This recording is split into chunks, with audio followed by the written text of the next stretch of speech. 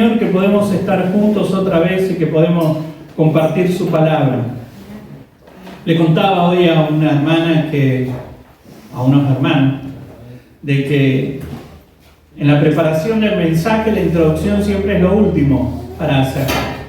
Y siempre me trato de imaginar cómo arrancar, como para generar una expectativa. Y a veces me pasa que comienzo a imaginarme y no puedo parar.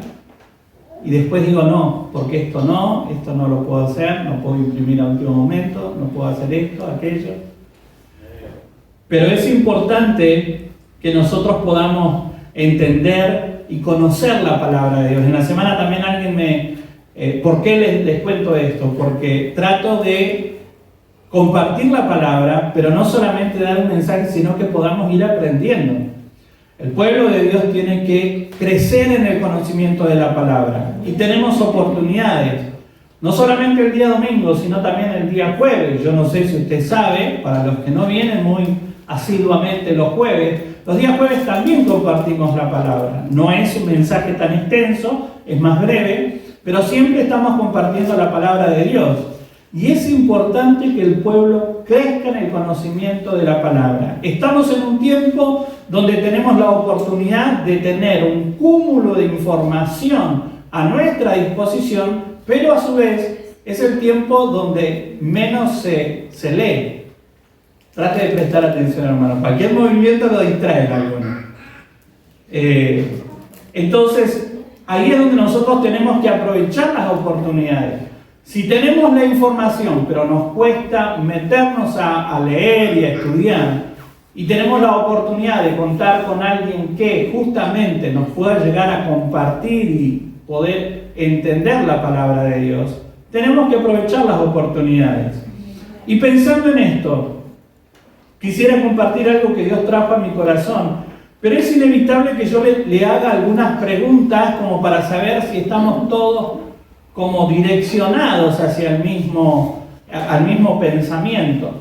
Nosotros encontramos en el Antiguo Testamento los 5 primeros libros que se llaman Pentateuco. Arranca con él, después sigue, después, y después los 5 primeros libros. Ahí es lo que se le denomina o se llama Pentateuco. Son cosas que tenemos que ir aprendiendo y que tenemos que tomarlos como algo que el creyente tiene que conocer. Y cada uno de esos libros introducía al pueblo de Dios a temas específicos. En Génesis podíamos hablar el semillero de la Biblia, el origen de casi todas las doctrinas, el origen de la creación, ahí es donde vemos la creación, y cómo el Señor comienza a elegir lo que se denomina un linaje pío, un linaje en el cual Dios iba a transmitir la esperanza mesiánica. Después de Génesis, ¿qué tenemos? Éxodo. Cuando el Señor comienza a preparar al pueblo y lo liberta. Amén. Ahí es donde encontramos el gran éxodo, la partida, la salida del pueblo de Dios que estaba en cautiverio y que el Señor lo sacó. Amén. Luego tenemos ¿qué? Levítico. En Levítico nosotros encontramos cómo el pueblo tenía que aprender a adorar. Nosotros vemos ahí en detalle algunas cosas que arrancaron en Éxodo, como por ejemplo la conformación o la construcción del tabernáculo.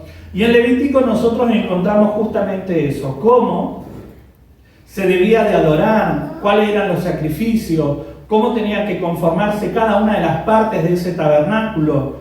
Y también a la vez nos habla de adoración y de servicio, porque había que hacer un trabajo. Luego tenemos Números. En el libro de Números nosotros tenemos la conformación de cómo el pueblo iba a marchar. ¿Recuerdan cuál era la directiva para marchar? ¿Cuándo tenían que marchar? Cuando se movía la ¡Ay, qué profundo! La Shekinah. Es verdad, la nube, que era la Shekinah de Dios, la presencia de Dios en esa nube, ¿no?, de día, y en la columna de fuego de noche, cuando la nube se levantaba y se comenzaba a mover, el pueblo tenía que marchar. Ahora, ¿cómo hacían? Números nos enseña cómo debía de partir el pueblo, cómo debía de salir el pueblo, porque no era que, bueno, levantaban todo y salían todos corriendo. No, había un orden. Fíjense cómo el Señor se encargó de dar lujo de detalle, no solo en la conformación del tabernáculo, de cómo debía de hacerse, que ahí ya podemos detenernos, hermanos, y es una riqueza en relación a cada uno de los detalles de la conformación de ese justamente tabernáculo. Pero después tenían que marchar. El Señor también dio directivas de cómo debían de marchar, cómo debían de moverse a través del desierto. ¿Cuándo debían de hacerlo? ¿Cómo debían de hacerlo? ¿Cuál era la tribu que salía primero? ¿Cuál era la que quedaba en la colita o que salía lo último? Todo lo encontramos en Números. Y el último libro, donde se hace una especie de recuento, de resumen de todo, ¿no? Y donde se establece, ¿no?, el pacto final, como diciendo, ¿no?, en un monte donde los hace poner Moisés, el Señor a través de la vía Moisés, y les declara al pueblo: ¿ustedes se comprometen? Y dijeron: sí, amén, sí, vamos a comprometernos. Nos comprometemos a cumplir con cada uno de los estatutos, de las leyes, lo que Dios les había hablado, no solamente con los 10 mandamientos, sino con toda esta organización que tenían que manifestar y tener para justamente ser ese pueblo especial que Dios había elegido. Amén. Fíjense cómo, en resumen, y abuelo de pájaro, pasamos por todo el Pentateuco. Obviamente, le estoy diciendo, vuelo de pájaro. Ahora, cada uno de nosotros debería, como hijo de Dios, asumir ese compromiso de comenzar a estudiar y poder conocer, ¿no? Para eso tenemos que darle tiempo. Ahora, en esta mañana yo lo que quiero compartirles es justamente del libro de Levítico, un pasaje específico que nos habla justamente de la adoración, pero también nos da una lección práctica del servicio. ¿Por qué? Porque todo lo que se hacía para Dios era un servicio y se transformaba en adoración. ¿Amén? Así que le invito a que pueda abrir su Biblia en el libro de Levítico, capítulo 24. Levítico 24, del 1 al 4. Yo leo la versión de la Reina Valera y después leemos otra versión, son pocos versículos. Habló Jehová a Moisés diciendo: manda a los hijos de Israel que te traigan para el alumbrado aceite puro de oliva machacada para hacer arder las lámparas continuamente.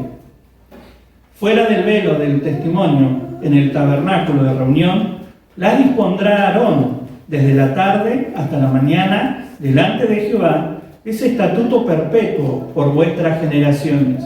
Sobre el candelero limpio pondrá siempre en orden las lámparas delante de Jehová. ¿Amén? ¿Leemos otra versión? Dios habla hoy. Dice: el Señor se dirigió a Moisés y le dijo: ordena a los israelitas que te traigan aceite puro de oliva para mantener las lámparas siempre encendidas. Aarón se encargará de arreglarlas para que durante toda la noche ardan sin cesar delante del Señor en la tienda del encuentro, fuera del velo que está junto al arca de la alianza. Esta es una ley permanente que pasará de padres a hijos. Ha de arreglar las lámparas en el candelabro de oro puro para que ardan delante del Señor. Amén. Un lenguaje más entendible, pero fíjense que es el mismo texto para poder entenderlo. ¿Hay otra versión más que puedan leer? Sí, la Nueva Traducción Viviente. Buenísimo. Dice: el Señor le dijo a Moisés: ordena al pueblo de Israel que traiga aceite puro de olivas prensadas para el alumbrado, y así mantener las lámparas continuamente encendidas. Las lámparas del candelabro que está en el tabernáculo, frente a la cortina interior que protege el arca del pacto. Aarón deberá mantener las lámparas encendidas en la presencia del Señor toda la noche. Esta es una ley perpetua para el pueblo que se cumplirá de generación en generación.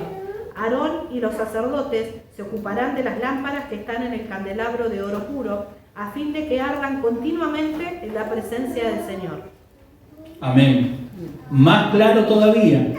Ahora, igualmente, para poder desmenuzar esto y poder terminar de compartir lo que les quiero compartir, necesitamos también profundizar en el tema relacionado al tabernáculo. ¿Por qué? Porque acá está hablando justamente de uno de los mobiliarios que era parte del tabernáculo.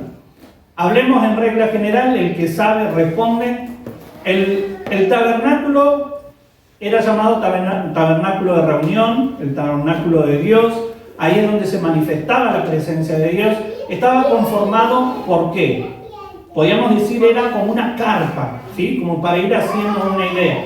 Después usted en la semana, tómese el tiempo, ya que compartimos esto, de mirar imágenes, ¿no? Hoy es fácil, Google, imágenes, tabernáculo, ¿no? Y usted puede buscar cada una de las partes. Ahora, el tabernáculo estaba conformado por dos lugares, podríamos decir. Era una carpa grande, separada, y estaba el lugar Santo y el lugar santísimo. Muy bien. Eso hay que saberlo para poder entender después lo que vamos a hablar. Entonces, eso era específicamente la tienda, ¿sí? El lugar donde Dios se manifestaba era en el lugar santísimo, no en el lugar santo, en el lugar santísimo. Fuera de esa tienda o carpa había todo un perímetro que era también de tela, de estacas, tela, que separaba. Era un perímetro donde solamente podía estar la gente que estaba encargada del sacerdocio o del trabajo en el tabernáculo, ¿sí? Cuando se entraba, ¿qué es lo que se encontraba? Cuando uno traspasaba el perímetro, traía el animal para sacrificar al sacerdote. ¿Y qué había antes de la tienda? El altar de bronce. El altar de bronce, ¿sí? ¿Vieron la canción que nosotros cantamos? Muy bien, cante. Al lugar santo. Al altar de bronce, ¿no? Ahí es el altar de bronce, es ese lugar. Era el lugar donde se sacrificaba. Era un lugar donde se hacía el asado, podríamos decir. Había otra partecita al costado que era donde el sacerdote, ¿qué tenía que hacer? Si le traían un animal vivo, sacrificarlo. Entonces, ¿qué tenían que hacer los sacerdotes? ¿Qué es sacrificar? Porque es muy lo tenían que matar, hermano. Es que así había derramamiento de sangre. ¿Y después qué tenían que hacer? Lo tenían que abrir, le sacaban las partes y se quemaban las vísceras, ¿sí? Entonces se hacía todo ese trabajo y todo eso iba a parar al altar de bronce, ¿sí? La primera parte. Ahora imagínense cómo quedaba el sacerdote. Hermoso. Entonces, antes de entrar al lugar santo, ¿qué había afuera? Una fuente. Una fuente o lavacro, ¿sí? Y todo esto para que usted entienda a dónde vamos a ir. Una fuente o lavacro, que era donde el sacerdote se tenía que lavar, porque quedaba todo manchado, ¿sí? Se lavaba la mano, los pies, se trataba de limpiar lo más que podía, y después entraba al lugar santo. ¿Qué había en el lugar santo? El mobiliario. Habían muebles específicos en ese lugar. ¿Cuál era? La mesa de la preposición. La mesa de la preposición era como una mesita ratona, podríamos decir, una mesita donde se ponían panes sin levadura, se ponían panes ácimos, panes que tenían que mantenerse ahí y que se volvían a cambiar en un periodo de tiempo, ¿sí? Después también, ¿qué había en ese lugar? El altar del incienso. El altar del incienso. Entonces imagínense un pan que más de 24 horas estaba pasado por saumerio, ¿no? Porque era como un saumerio. Esos panes no eran tan ricos, pero ¿qué tenía que hacer el sacerdote cuando los sacaba? Se los tenía que comer, ¿sí? Entonces todo eso tenía que hacer el sacerdote para el servicio al Señor. Pero encontramos entonces la mesa con los panes, encontramos el altar del incienso que estaba casi cerca del velo, pero había un mobiliario más que es el que nosotros hablamos acá. El candelabro o lámpara, ¿sí?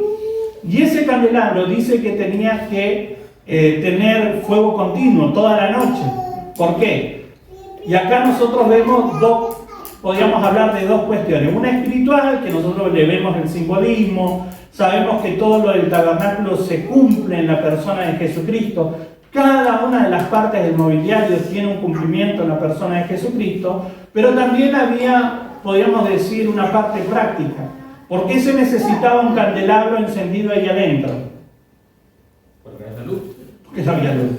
Muy bien, sencillo. Entonces quedaba sumamente oscuro. Por eso, para poder moverse, para poder trabajar allá adentro, hacer el trabajo de adoración o de servicio allá adentro, tenía que justamente haber luz. Para eso estaba la lámpara. Ahora, después de ese lugar santo se pasaba a ¿qué lugar? Lugar santísimo. ¿Y qué había en el lugar santísimo? El arca. El arca del pacto, el único mobiliario que estaba en ese lugar, que se entraba en ese lugar una vez al año. ¿Y qué se hacía?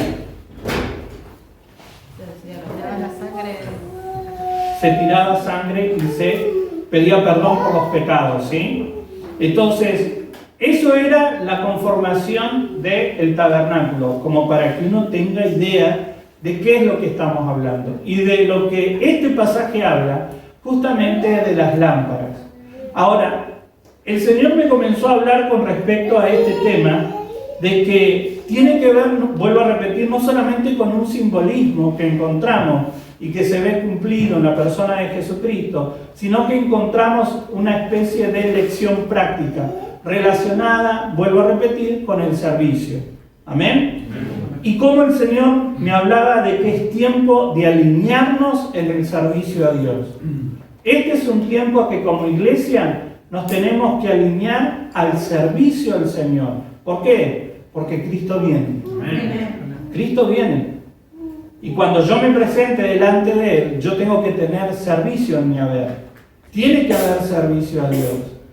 Y lo que el Señor me hablaba es que justamente una parte de este servicio debía de realizarlo el pueblo de Dios. Fíjese lo que dice el versículo 1 y 2. Habló Jehová a Moisés diciendo: manda a los hijos de Israel que te traigan para el alumbrado aceite puro de olivas machacadas para hacer arder las lámparas continuamente. Como le decía, las lámparas era parte del mobiliario del tabernáculo de reunión, en ese lugar donde se manifestaba la presencia de Dios, el tabernáculo, y que durante todo el tiempo que estuvieron en el desierto, esa lámpara era transportada, todo el tabernáculo era móvil, se podía desarmar porque marchaban y tenían que ir tras la nube y la columna. Y cuando se edificó el templo, ese mobiliario pasó a ser parte del templo, o sea que también estaba posteriormente en el templo. Ahora, para que esa lámpara estuviera encendida, debía de realizarse un trabajo diario. ¿Y quién lo debía de realizar? ¿Qué dice la palabra? Sacerdote. No. Fíjense la palabra, ¿qué dice? ¿Manda? No. Manda al pueblo, a los hijos de Israel, dice. Manda a los hijos de Israel, manda al pueblo. Esa parte del trabajo la debía de realizar el pueblo. Por eso, lo primero que tenemos que notar que es una directiva de parte de Dios. La directiva venía de parte de Dios. No es que a Moisés se le ocurrió: bueno, muchachos, hagan algo, muévanse, traigan. No, fue directiva de parte de Dios. ¿Qué cosa? Una directiva, una orden. Una orden, una directiva de parte de Dios. ¿Sí? Lo dejo en claro, ¿por qué? Porque cuando hablamos de servicio, no es que a mí se me ocurre algo dentro de la iglesia. No, es directiva de Dios. El pueblo tiene que servir. Porque a veces pensamos que el servicio es solo para un grupo selecto. Es para los líderes, es para el pastor, los líderes, las cabezas. No, acá dice el pueblo. El pueblo debía de servir. El pueblo tenía que servir. El Señor se dirigió a Moisés y le dijo: ordena a los israelitas. No podía ser cualquier aceite el que se tenía que traer.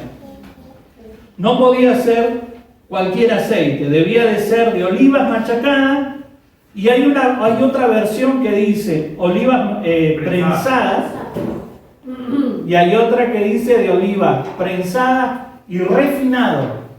O sea que había un proceso. No se podía traer cualquier cosa para que ardieran las lámparas. Tenía que ser un aceite fino, un trabajo fino. Dice que se debía de machacar, se debía de, podríamos decir, filtrar, y se tenía que dejar estacionar. Entonces no era algo de la galera saco algo, de la manga saco algo para servicio a Dios. No. Tiene que ser algo preparado, algo meditado, algo pensado, prensado. Es como, ¿no? Como también como bajo presión a veces. ¿Por qué? Porque naturalmente, no nos sale el tengo ganas de servir. ¿Cuántos tienen ganas de servir hoy al Señor? Amén. Gloria a Dios, qué iglesia, vamos. Pero en otras iglesias pasa que la carne se resiste. ¿Por qué? ¿No? Por eso están como están. Nosotros somos una iglesia pujante, porque todos tenemos ganas de servir. Pero tenemos que entender eso, ¿no? Que es algo que no va a salir naturalmente, ¿no? Tenemos que a veces experimentar por momentos ese estado no de depresión, sino de presión.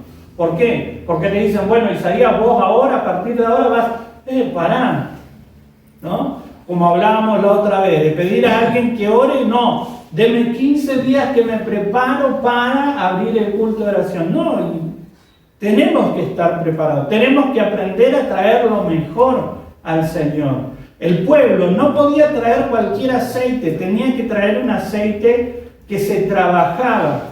Por eso nuestro servicio tiene que ser trabajado en ese sentido, de que yo me esfuerzo, de que yo lo preparo, ¿no? ¿Cómo se preparan para... ¿Usted cree que sacan canciones en la galera? No, ensayan. Aleluya. Ensayan, se preparan, ¿sí? Tiene que haber un ensayo. Yo sé que hay algunos que tienen talentos tan maravillosos, naturales, podríamos decir, que pueden tocar casi sin ensayar, pero por regla general no ocurre así. Ahora, ¿es agradable delante de Dios hacer algo como, permítanme usar esta frase, hacer un servicio de taquitos? No es agradable. ¿Por qué cree que toda la semana yo saco un papelito y trato de mantenerme en ese papelito? Aunque a veces me cuesta, ¿no? Porque me voy por las ramas, pero... te voy a tirar una botella. Pero acá hay un trabajo. Parece que no, pero hay un esfuerzo. Hay un levantarse temprano, un estar en la presencia de Dios, un preguntar, un consultar, un investigar. Porque no es que uno viene a decir cualquier cosa. Uno se tiene que preparar. Por eso, el pueblo debía de traer un aceite puro de olivas machacadas. Había un trabajo de por medio. No podía ser cualquier aceite, como le decía. Y acá es donde nosotros tenemos que entender que nuestro servicio, nuestro trabajo para el Señor implica un esfuerzo de nuestra parte. No siempre va a ser el resultado del sobrante de nuestro tiempo. ¿Por qué? Porque muchas veces caemos en esto. Pero yo no tengo tiempo. Pero el servicio a Dios no es el resultado de tu sobra de tiempo. Tiene que ser un esfuerzo. Tiene que ser un dedicarle tiempo. ¿Por qué? Porque a Dios se le da lo mejor, no la sobra de nuestro tiempo. ¿Cómo podemos tener tiempo para separar y hacer un buen festín, ¿no? Familiar, de cumpleañito o no cumpleañito, de juntada, ¿no? De familia, y podemos estar 5 o 6 horas, pero para el Señor, 15 minutos ya y den gracias que voy. No puede ser así. ¿Cómo yo puedo separar tiempo, permítame decirlo así, como para engancharme con con una serie y estar 5 o 6 horas en capítulo tras capítulo con los ojos, y me echo gotita en los ojos para continuar, pero después para el servicio a Dios no tenemos tiempo. Ahí es donde yo tengo que decir, no, acá hay algo que estoy haciendo mal, tengo que reflexionar y tengo que aprender a hacer ese mea culpa y decir, no, acá yo tengo que entender. Dios espera de mí servicio. ¿Qué esperaba el Señor del pueblo? Que trajeran aceite. Ahora, nosotros al Señor le damos lo mejor. Fíjese lo que dice 2 de Samuel, capítulo 24, del 20 al 4. Del 20 al 24. Cuando Arauna vio al rey y a sus hombres acercándose, salió y se inclinó ante el rey, rostro en tierra. ¿Por qué ha venido mi señor el rey?, preguntó Arauna. David le contestó: vine a comprar tu campo de trillar y a edificar allí un altar al Señor, para que él detenga la plaga. Tómelo, mi señor el rey, y úselo como usted quiera, le respondió Arauna a David. Aquí hay bueyes para la ofrenda quemada, y puedo usar los tablones de trillar y los yugos de los bueyes como leña para hacer un fuego sobre el altar. Le daré todo a usted, su majestad, y el Señor, su Dios, acepte su sacrificio. Pero el rey le respondió a Arauna: no, insisto en comprarlo. No le presentaré ofrendas quemadas al Señor mi Dios que no me hayan costado nada. De modo que David le pagó 50 piezas de plata por el campo de trillar y por los bueyes. Fíjense que en este pasaje nosotros encontramos a David que quería ofrendar al Señor, quería levantar un altar y quería ofrendar. Él era rey. ¿Y qué hizo este hombre que vio que el rey se acercaba? El rey se acercaba a su propiedad. Le dijo: yo te doy todo, te ofrezco todo, rey. ¿Y qué dijo David? ¿Cuál fue la respuesta de David? Que no. ¿Por qué? Porque él no quería dar un sacrificio que no le costara nada, una ofrenda a Dios que no le costara Amén. nada. No presentaré al Señor mi Dios holocausto que no me haya costado nada. Y este es un principio espiritual en el servicio. Yo no puedo darle al Señor desde mi comodidad, podríamos decir, como lo hago de taquito. No. No siempre vamos a tener la oportunidad de hacer siempre lo que más nos gusta. Y como me gusta lo hago, si no me gusta no lo hago. ¿Y saben cuántas cosas a mí no me gusta hacer y sin embargo las hago? Y a usted le pasa lo mismo en el día a día. ¿O no? ¿Cuántos tranquilamente podrían decir: no, y yo la verdad que me quiero levantar 9, 10 de la mañana? No, y se tienen que levantar 5 o 6 de la mañana, porque es así. No les queda otra. No siempre vamos a estar en ese terreno de que voy a hacer conforme a lo que a mí me gusta. Hay un costo, después vemos un resultado. En el Señor es igual. Entonces nuestro servicio al Señor tiene que ser algo que nosotros podamos trabajar y nos podamos esforzar. Vuelvo a repetir, no es que sudor y lágrimas, no voy por ese terreno, pero sí entender de que hay veces que nos va a costar. No siempre vamos a poder hacer nuestro trabajo como que me sale porque tenía ganas de hacerlo. Hay veces que no vamos a tener ganas, pero tenemos que hacerlo, porque tenemos que servir al Señor. El pueblo no podía excusarse: no está bueno el clima, no tengo ganas, hoy, no sé, se me pasó el colectivo. El pueblo debía de acercar el aceite. El pueblo era quien debía de acercar el aceite. ¿Amén? Ahora fíjese también que después dice: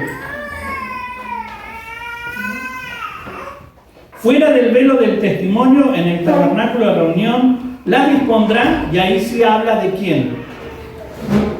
¿Quién las iba a disponer? Después que le traían el aceite, Aarón. Y vayamos al último versículo. ¿Qué dice el 4? Ha de arreglar las lámparas en el candelabro de oro puro para que ardan delante del Señor. Hay otra versión que habla de Aarón y los sacerdotes.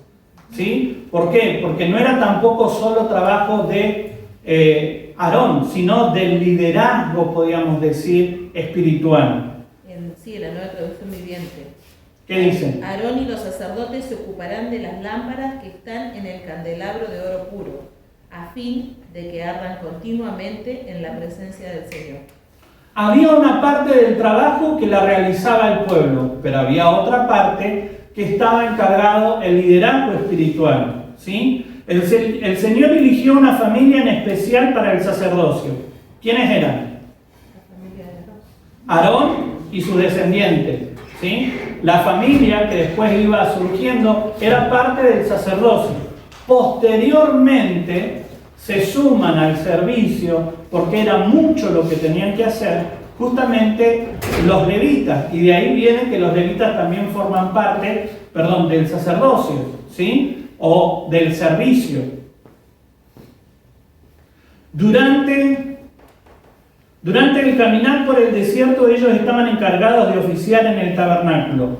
Busquemos Éxodo capítulo 28, Éxodo 28, 1 y 2, y después pasamos al 41. Manda llamar a tu hermano Aarón y a sus hijos Nadab, Abiú, Eleazar e Itamar. Apártalos de los demás israelitas para que me sirvan y sean mis sacerdotes. Hazle a Aarón vestiduras sagradas que irradien belleza y esplendor. ¿Y el 41? Viste a tu hermano Aarón y a sus hijos con estas vestiduras, y luego úngelos y ordénalos. Conságralos para que puedan servir como mis sacerdotes. Fíjense que nosotros acá encontramos cómo el Señor separa a Aarón y a la familia. Después nosotros podíamos hablar del versículo 3 hasta el 40, habla de cómo debían de estar vestidos. Y ahí, léalo, es un lujo de cómo el Señor da detalle de qué es lo que tenían que hacer, cómo se tenían que vestir, cómo estaba la vestidura de cada uno de los miembros del sacerdocio, ¿sí? Era una vestidura para Aarón y otra diferente para el resto de los sacerdotes, de los hijos. Pero nosotros acá encontramos cómo el Señor primero dice que los separó. Al separarlo, la palabra que se utiliza es justamente el mismo término para santidad. Cuando hablamos de santidad estamos hablando de que fueron separados para el servicio. Y nosotros fuimos separados por el Señor de esta sociedad para servirle a Él. A mí me tiene que quedar en claro de que yo llegué a salvación y a vida eterna para servirle al Señor. ¿Amén? Amén. Tal como le ocurrió justamente a Aarón y a su familia. Aquí podemos ver con claridad que para que se pudiera cumplir algunos trabajos del tabernáculo, la realizaban como en conjunto los que traían el pueblo, que traía el aceite, pero después se encargaban los sacerdotes. ¿Por qué? Porque el pueblo ingresaba solo al tabernáculo para traer lo que iba a ofrecer, pero después se encargaba la familia sacerdotal, ¿sí? Había una cooperación, podríamos hablar. Cada uno hacía su parte, el pueblo y el liderazgo espiritual, en este caso Aarón y sus hijos. En la actualidad nosotros experimentamos lo mismo. Hay un pueblo y hay un liderazgo espiritual. Y hay una cooperación para el servicio. Todos debemos de servir. Recuerdo una vez cuando vino un predicador y él hizo una pregunta: ¿cuántos son siervos de Dios? Y algunos convencidos levantaron la mano, otros quedaron con la... Porque a veces tenemos el concepto que siervo es ¿quién? Siervo de Dios. El pastor, tal vez los hijos del pastor, los descendientes, después algunos líderes que asumen un compromiso. Pero la realidad espiritual es que todos somos siervos del Señor. Entonces él decía, por eso la iglesia a veces se detiene, porque no entendemos cuál es nuestro lugar y cuál es el compromiso que tenemos que asumir delante de Dios.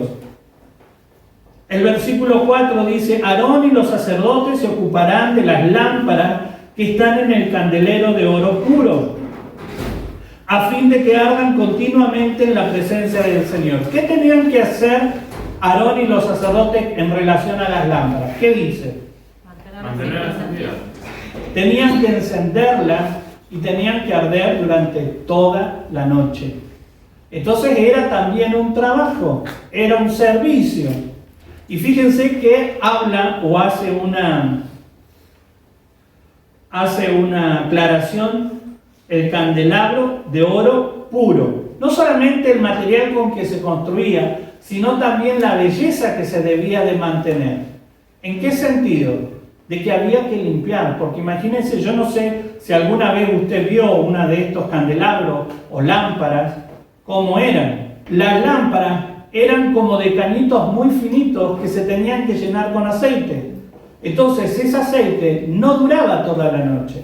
Por eso era un trabajo también continuo. Era un trabajo que tenían que hacerlo de manera también como delicado. ¿Por qué? Porque si se manchaba, se tenía que limpiar. ¿Ha tenido que limpiar algún artefacto que le quede aceite? Aceite que le chorrea, aceite que por ahí se quema un poco. Nadie limpia. Me quedan mirando como... Es un tema complicado. Entonces había que tener un cuidado, había que tener una forma de trabajar o de proceder para que se mantuviera. Vuelvo a repetir, no el material, porque no hace referencia solamente a que era un material de oro puro, sino que tenía que mantener una belleza. Ahora, en el servicio a Dios, esto es igual. Nosotros tenemos que entender que es un trabajo que lleva un esfuerzo, que lleva una dedicación, que tenemos que aprender a trabajarlo de tal manera que también sea bello para el Señor, no para que a ver qué me dicen a mí y cómo me aplauden. Esto era un servicio a Dios. De hecho, estaba realizado en un lugar interno, podríamos decir. No todo el mundo lo veía. Hoy nosotros quizás el servicio a veces lo llevamos al terreno de los que lo ven. Pero ¿cuánto trabajo más también hay dentro de la iglesia en un montón de áreas? Yo pensaba en este tiempo, cuando estaba haciendo esto, ¿no? ¿Quién se hubiera imaginado que quizás tener un pie y una cámara hoy fuera servicio del Señor? Pero es servicio. Y alguien lo tiene que hacer. ¿Amén? Amén. Porque también pensaba, ¿quién hubiera imaginado que en un momento determinado, justamente pasar las letras, tenerlas ahí, que las letras estén como en lo que se canta, que no se diga otra palabra, alguien tuviera que estar dedicado a eso? Pero hoy hay alguien dedicado a eso, es servicio. ¿Amén? Hay servicio en la escuela dominical, es servicio el que nos reciban, porque gracias al Señor tenemos la amabilidad y el corazón de nuestros hermanos que reciben a nuestros chicos todas las semanas.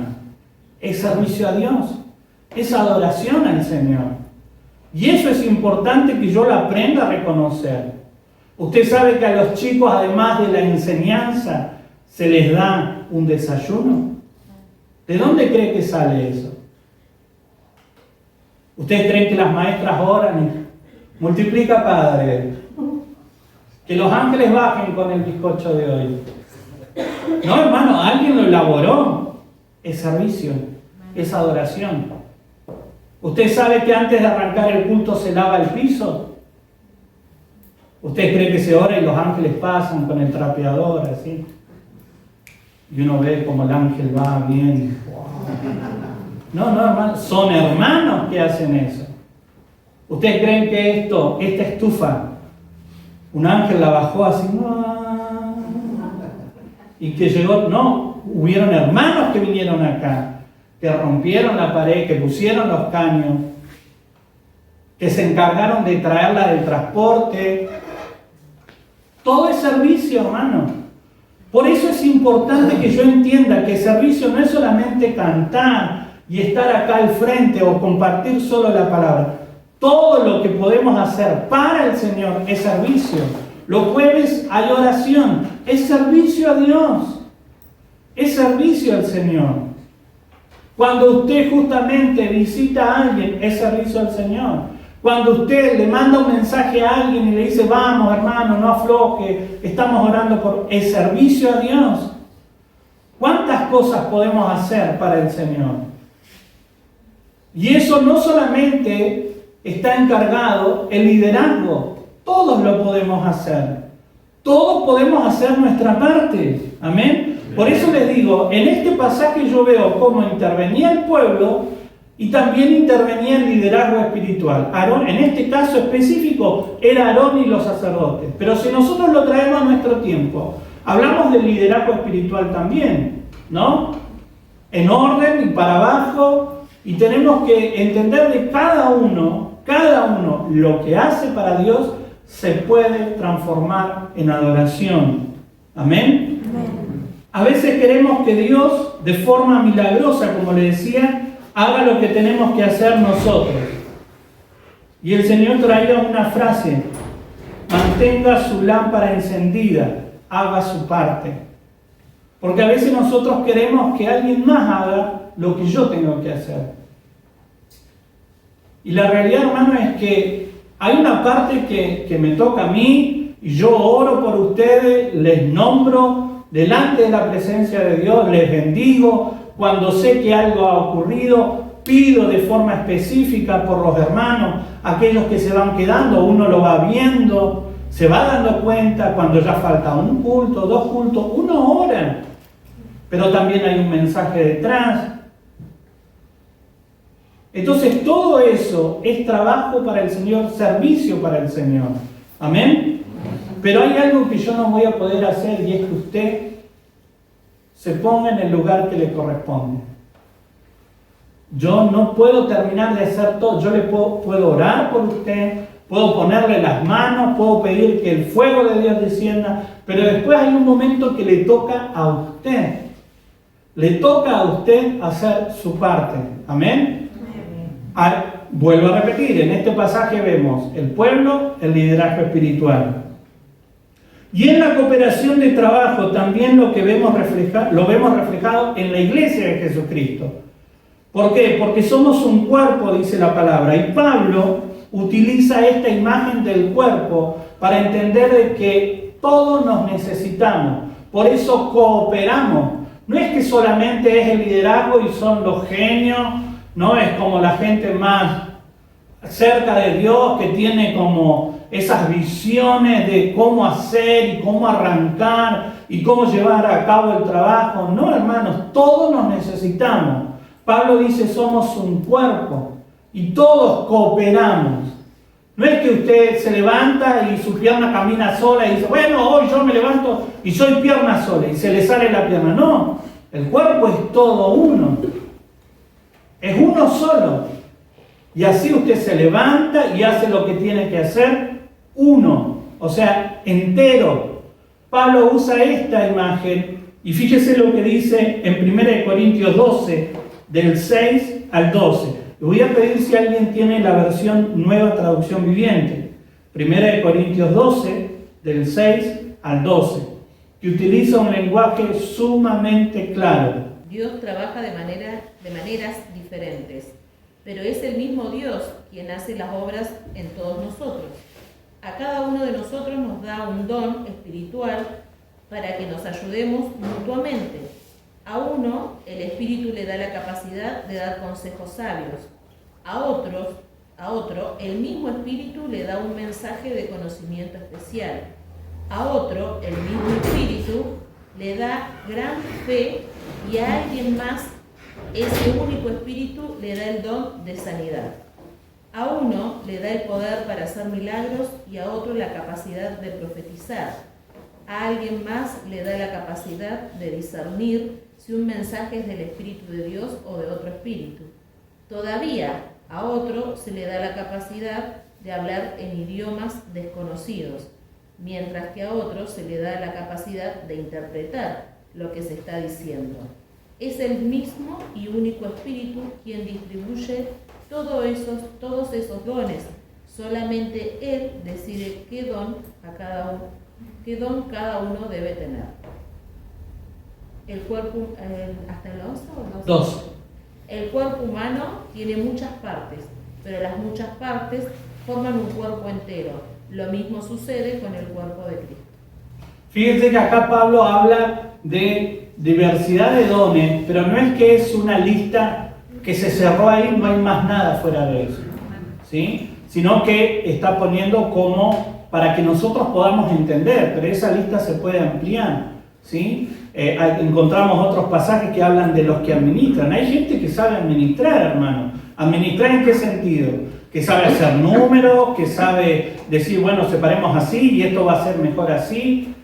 Hay otros que por ahí justamente en este terreno, ¿usted cree que si yo hubiera venido lo hubiera hecho mejor? No, porque yo no entiendo, no sé de esto. Pero hay gente que sí sabe y que vino y lo hizo. ¿Entienden? Entonces Pablo está diciendo, nosotros somos como un cuerpo, la iglesia, y cada uno puede cumplir una parte dentro de la iglesia. Ahora el tema es el desafío personal de preguntarme, ¿cuál es el servicio que hoy yo estoy dando al Señor? ¿Qué estoy haciendo hoy yo? ¿Por qué? Porque tengo que entender que para eso me llamó Dios. No solamente para disfrutar, que está bien. Yo no digo que no, que usted no disfrute de las bendiciones de Dios. Está bien que usted pida, busque de Dios, espere un milagro o pida que el Señor le ayude. Pero también tiene que entender que tiene que darle al Señor algo, es servicio. Entonces, ahí es donde yo tengo que meditar en la palabra y preguntarme, ¿qué puedo darle yo al Señor? ¿Qué puedo hacer yo para el Señor en mi servicio? ¿De qué manera le puedo servir a Dios? ¿Por qué? Porque lo que yo le rinda a Dios en servicio se puede transformar en adoración a Dios. Ahora, fíjese también cómo esta orden que da el Señor dice, sobre el candelero limpio pondrá siempre en orden las lámparas delante de Jehová. En el anterior dice, es estatuto perpetuo por vuestras generaciones. Lo que también el Señor me permitía ver es que esta es una orden para siempre. ¿Por qué? Porque arrancó allá. Arrancó allá en el tema del tabernáculo y en una lámpara que se tenía que utilizar para que el sacerdote pudiera moverse y no se tropezara. Pero es perpetuo. ¿Qué quiere decir? Que llega hasta el día de hoy. El principio que nosotros podemos rescatar es totalmente aplicable para nuestros días. Es totalmente aplicable para nosotros. Como ya vimos, para que las lámparas se mantuvieran encendidas, debía de haber una cooperación de trabajo tanto del pueblo como del sacerdocio. El pueblo y los sacerdotes trabajaban juntos, las lámparas permanecían encendidas. Y esa orden fue para siempre. La Nueva Versión Internacional dice así: este será un estatuto perpetuo para las generaciones venideras. Y sabe, hermano, que en esta, podríamos decir, simple frase, que es un estatuto para las generaciones venideras, estamos incluidos usted y yo. En esa frase de generaciones venideras estaba Paola, Gabriel, el hermano Tudillo, Karina, Berna, Marcela, Julieta, yo. Estábamos todos incluidos. Juan, ahí te nombré Juan, ¿viste? Estábamos todos incluidos en esa generación venidera. Y cuando yo pensaba en esto, hermano, yo decía, qué tremendo privilegio que fuimos incluidos allá. Ya el Señor, en su conocer todo, porque Él sabe todo, dejó esa frase para incluirme a mí, para incluirlo a usted. Y acá es donde yo también tengo que hacer uso de esa frase que puede tener dos connotaciones, ¿no? En el griego hay algunas palabras que pueden tener varias connotaciones, algunas positivas y otras negativas.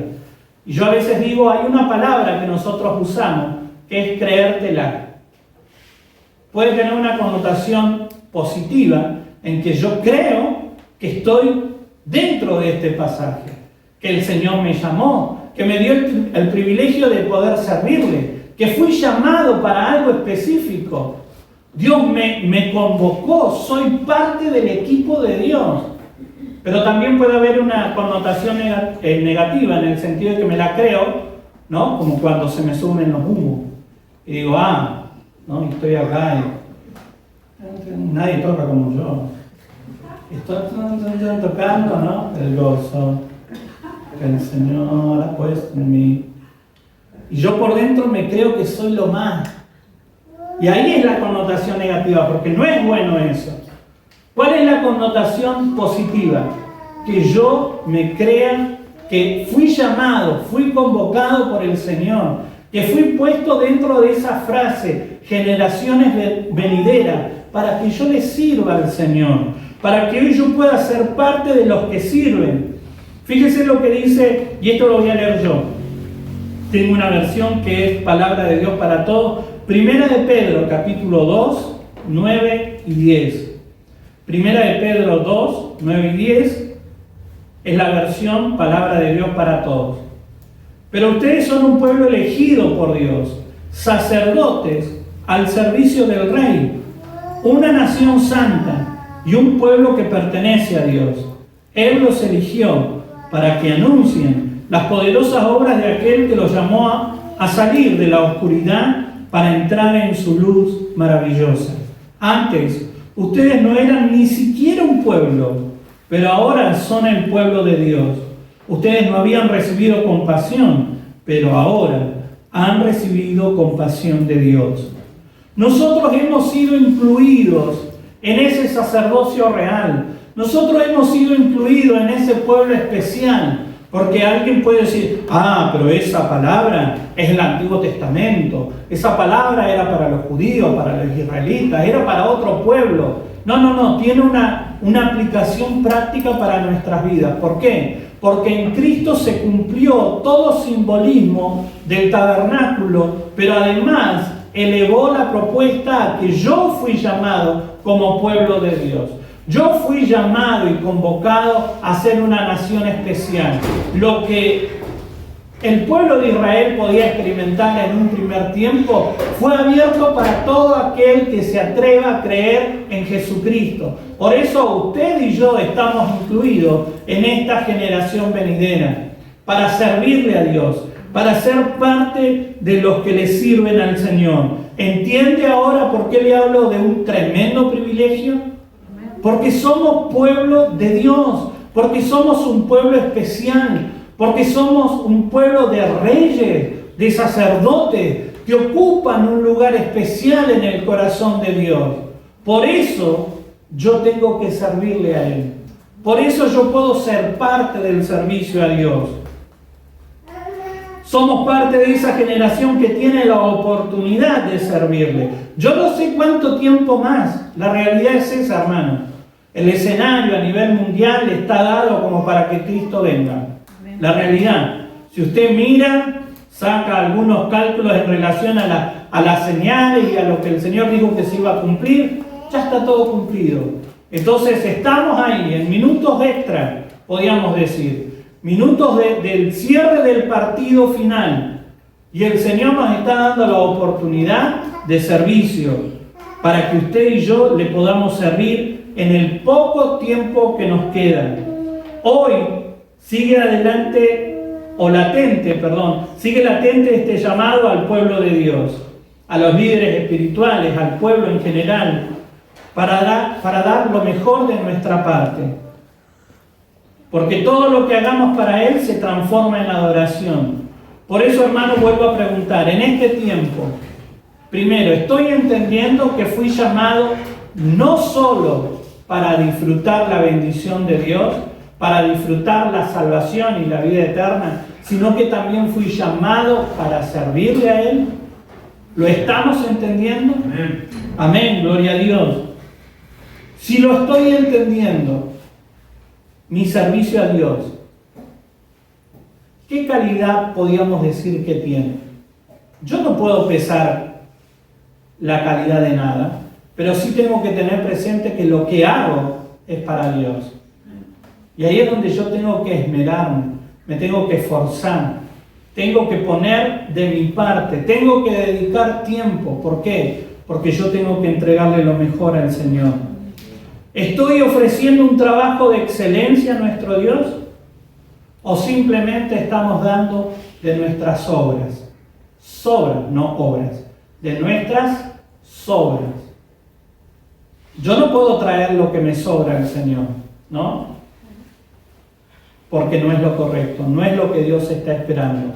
Él espera un trabajo de excelencia, de usted y de mí, de todos, del pueblo y del liderazgo espiritual. Amén. Así que en este tiempo nosotros podamos reflexionar en esto y pedirle ayuda a nuestro Dios, entendiendo también que no sé cuánto tiempo más nos queda, que aprovechemos las oportunidades. Amén. ¿Qué le parece si oramos y le pedimos al Señor que nos ayude? Póngase de pie.